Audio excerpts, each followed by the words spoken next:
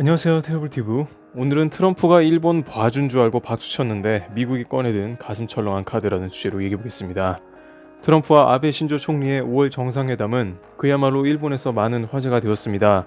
아베가 트럼프의 골프카트를 직접 운전하면서 엄청난 공을 들이기도 했고, 트럼프와 20경기 관람, 롯본기 선술집 부부 동반 방문까지 그야말로 호화접대 외교의 진수를 보여줬습니다. 일본 여당에서는 미국과 최고 동맹을 과시했다는 평가를, 야당에서는 굴욕 외교이며 치욕적이다고 했으며 각종 언론에서도 다양한 이야기가 오고 갔습니다. 그래도 아베의 일본 특유의 극진한 손님을 대접을 뜻한다는 오모테나시가 효과를 봤다는 평가가 상당히 있었습니다.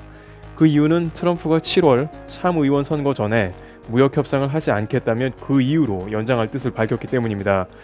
일본 여당인 자민당에서는 그만하면 충분하지 않은가, 선거에도 이득을 받고 일본 경제에도 큰 공헌을 한 외교의 귀재다운 헌신이다는 등의 다양한 논평을 통해 성공적인 트럼프 방일 기간이라고 평가를 내리기도 했습니다. 그러나 그것은 어디까지나 일본의 바람에 지나지 않았을까요? 미국은 G20를 앞두고 후쿠오카에서 재무장관 중앙은행 총재 회의 기간에 통상 문제를 논의하기로 언급하면서 환율 문제를 다룰 것이라고 발표를 해버립니다. 미 고위 당국자는 미일 회담에서 무역 문제가 의제라면서 협상에는 환율 조항도 포함된다고 밝혔습니다. 일본이 가장 공포스러워하는 미국의 조치가 있다면 그것은 바로 환율이라고 많은 전문가들은 이야기하고 있습니다.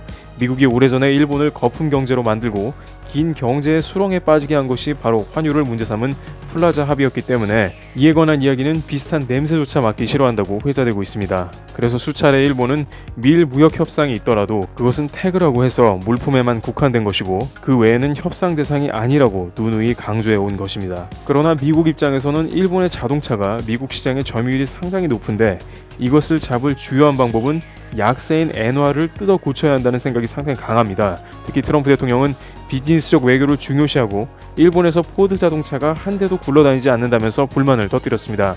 심지어 미국의 도요타 공장을 더 짓던지 엔화를 건드리든지 뭐든지 조치를 해야 미국과 일본의 밸런스가 맞으며 더 이상은 당할 수가 없다고 하고 있습니다. 결국 상황이 별로 나아진 게 없다는 건데요.